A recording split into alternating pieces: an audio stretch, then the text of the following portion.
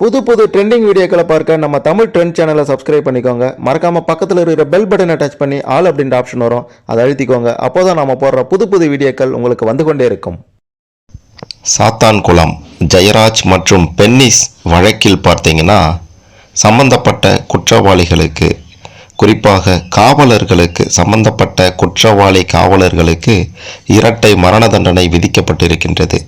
நாட்டையே உலுக்கிய சாத்தான்குளம் வழக்கில் வழங்கப்பட்டிருக்கக்கூடிய இந்த தீர்ப்பு மிக பெரும் அளவில் மகிழ்ச்சியை அந்த குடும்பத்திற்கும் தமிழக மக்களுக்கும் கொடுத்திருக்கின்றது.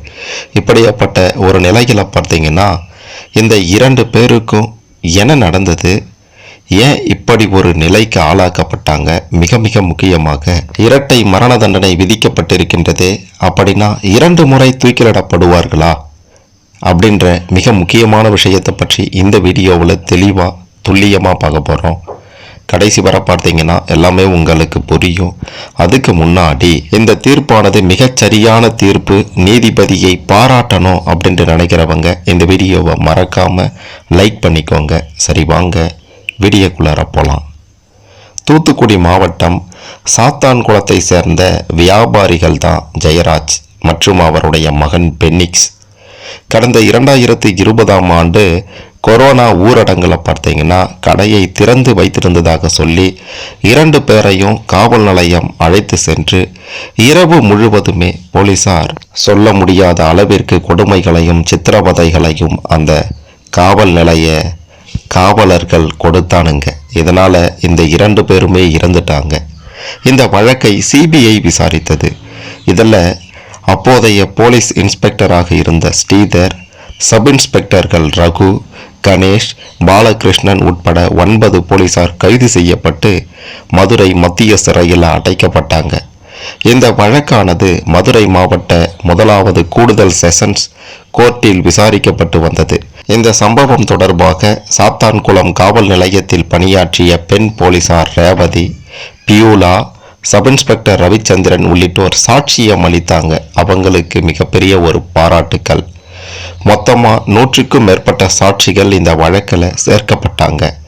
கிட்டத்தட்ட 6 ஆண்டுகளாக இந்த வழக்கு விசாரணை நடந்து வந்த நிலையில் சிபிஐ 2427 பக்க குற்றப்பத்திரிகை தாக்கல் செய்தது. கைது செய்யப்பட்டவர்கள் ஜாமீன் கேட்டு உயர்நீதிமன்றம் மற்றும் உச்சநீதிமன்றத்தில் தாக்கல் செய்த மனுக்கள் அனைத்தும் தள்ளுபடி செய்யப்பட்டது. நாடு முழுவதும் பெரும் பரபரப்பை ஏற்படுத்திய இந்த சாத்தான்குளம் வழக்கின் தீர்ப்பு 2026 மார்ச் 23ஆம் தேதி வழங்கப்பட்டது. சாத்தான்குளம் தந்தை மகன் வழக்கில் காவலர்கள் 9 பேரும் குற்றவாளிகள் என்று மதுரை மாவட்ட நீதிமன்றம் தீர்ப்பு வழங்கியது. காவல் ஆய்வாளர் ஸ்ரீதர், உதவி ஆய்வாளர்கள் பாலகிருஷ்ணன், ரகு, கணேஷ் உள்ளிட்டோர் குற்றவாளிகள் என தீர்ப்பு வழங்கினார் நீதிபதி அவர்கள். இந்த மோசமான சம்பவத்தில் ஈடுபட்டு இரட்டை மரண தண்டனைக்கு ஆளாகி இருக்கக்கூடிய 9 குற்றவாளிகள் யார் யார் என்று கேட்டிங்கன்னா, காவல் ஆய்வாளர் ஸ்ரீதர், உதவி ஆய்வாளர் பாலகிருஷ்ணன், சார்பு ஆய்வாளர் ரகு கணேஷ், தலைமை காவலர் முருகன், காவலர்கள் சாமதுரை, முத்துராஜ், செல்லதுரை, தாமஸ் பிரான்சிஸ், வெயில் முத்து. இந்த 9 பேருக்கு தான் பார்த்தீங்கன்னா தற்போது இரட்டை மரண தண்டனை விதிக்கப்பட்டிருக்கின்றது. இது சம்பந்தமாக நீதிபதி என்ன சொல்லியிருக்கிறார் அப்படின்ட்டு கேட்டிங்கன்னா, இது போன்ற வழக்குகளில் ஆயுள் தண்டனை வழங்கினா காவல்துறையினருக்கு அது அச்சத்தை ஏற்படுத்தாது. ஒரே நேரத்தில் தந்தை மகன் என 2 பேரையும் பார்த்தீங்கன்னா இந்த நிலைக்கு ஆளாக்கி இருக்காங்க. குடும்பத்தின் ஆணி வேரே பிடுங்கப்பட்டிருக்கின்றது.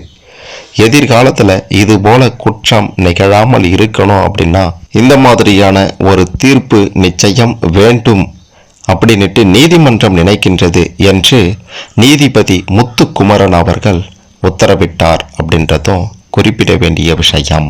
இந்த 9 பேருக்கும் பார்த்தீங்கன்னா 2026 ஏப்ரல் 6ஆம் தேதி திங்கட்கிழமை அன்று தீர்ப்பு வழங்கப்பட்டிருக்கின்றது.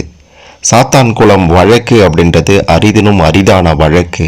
இந்த வழக்கில் லாக்அப் மரணங்களை சகித்து கொள்ள முடியாது என்று மாநில அரசும் குற்றவாளிகளுக்கு உச்சபட்ச தண்டனை வழங்க வேண்டும் என மத்திய அரசும் பரிந்துரைத்ததாக நீதிபதி அவர்கள் சொல்லியிருக்கின்றார்.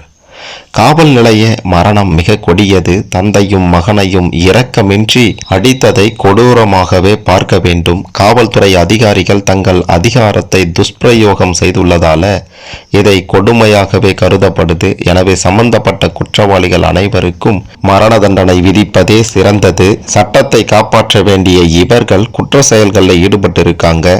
சாத்தான்குளம் சம்பவம் சமூகத்தின் வளர்ச்சியை ஒடுக்கும் வகையில் இருக்கு. அதற்கு ஏற்றாற் போல இந்த தீர்ப்பு இருக்கணும்.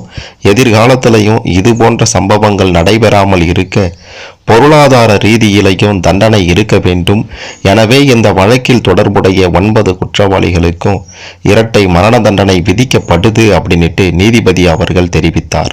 அது சரி, இரட்டை மரண தண்டனைனா என்ன? 2 முறை தூக்கிலிடப்படுவார்களா அப்படின்ட்டு கேட்டீங்கன்னா இல்லை. அதற்கு பின்னாடி ஒரு மிக முக்கியமான பலருக்கும் தெரியாத ஒரு காரணமும் இருக்கின்றது. அதாவது ஒரு மனிதருக்கு ஒரு முறை தான் மரண தண்டனையை கொடுக்க முடியும். அப்படி இருக்கையில் எப்படி இந்த இரட்டை மரண தண்டனை விதிக்கப்பட்டிருக்கின்றது அப்படின்ட்டு கேட்டிங்கன்னா அதற்கு பின்னாடி ஒரு ட்விஸ்ட் இருக்குது.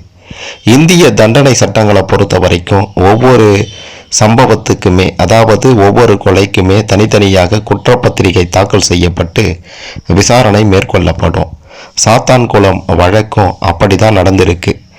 ஒருவர் செய்த குற்றத்திற்காக அவருக்கு 2 முறை மரண தண்டனை விதிக்கப்படுவதே இரட்டை மரண தண்டனை என்பதாகும். அதாவது சாத்தான்குளம் வழக்கில் ஜெயராஜ், தந்தை ஜெயராஜ் மற்றும் மகன் பென்னிக்ஸ் என இருவருமே இறந்துட்டாங்க. ஒவ்வொரு கொலைக்குமே தனித்தனியாக ஒரு மரண தண்டனை என மொத்தம் 2 மரண தண்டனைகள் தற்போது விதிக்கப்பட்டிருக்கின்றது. இந்த வழக்கில் தந்தை மற்றும் மகன் 2 பேர் இறந்ததால இந்திய தண்டனை சட்டத்தின்படி 2 சம்பவத்துக்கும் 2 குற்றங்களுக்கும் சேர்த்து இந்த தண்டனை வழங்கப்பட்டிருக்கின்றது. ஒரே நேரத்தில் அல்லது அடுத்தடுத்து 2 பேருக்கு இப்படி நடப்பது அரிதினும் அரிதான செயலாம். இந்த மாதிரியான கொடூரமான குற்றங்களுக்கு உச்சபட்ச தண்டனையை உறுதிப்படுத்ததான் நீதிமன்றம் இவ்வாறு தீர்ப்பளிக்கும். நடைமுறையில் ஒரு மனிதனுக்கு ஒரு முறை தான் மரண தண்டனையை நிறைவேற்ற முடியும், தூக்கிலிட முடியும். ஆனால் சட்டப்பூர்வமாக ஒரு மரண தண்டனை மன்னிப்பு அல்லது மேல்முறையீடு அப்படின்ட்டு குற்றவாளிகள் ஏதேனும் செய்ய நேரிடும். அதாவது அவங்களுக்கு மரண தண்டனை மன்னிப்பு கொடுத்துருவாங்க அல்லது மேல்முறையீடு செய்வாங்க. இதன் காரணமாக இந்த தீர்ப்பானது ரத்து செய்யப்படவும் வாய்ப்பு இருக்கு அல்லது குறைக்கப்படவும் வாய்ப்பு இருக்கு. அப்படி செய்தா மற்றுமொரு மரண தண்டனை அமலில் இருக்கும். இது குற்றவாளிகளுக்கு சலுகை கிடைப்பதையும் தடுத்து அவங்க செய்த ஒவ்வொரு உயிரிழப்புக்கும் உரிய தண்டனையை உறுதி செய்யும். இதன் காரணமாகத்தான் இரட்டை மரண தண்டனை விதிக்கப்பட்டிருக்கின்றது. இதனால இந்த 9 பேரும் இனி தப்பவே முடியாது. கடைசி வரைக்கும் சிறையில் கடந்து கடைசியாக மரணத்தை அனுபவிப்பதுதான் இவங்களுடைய பாவத்திற்கு உரிய தண்டனை அப்படின்றது மட்டும் இந்த தீர்ப்பின் மூலமாக தெளிவாக தெரியுது.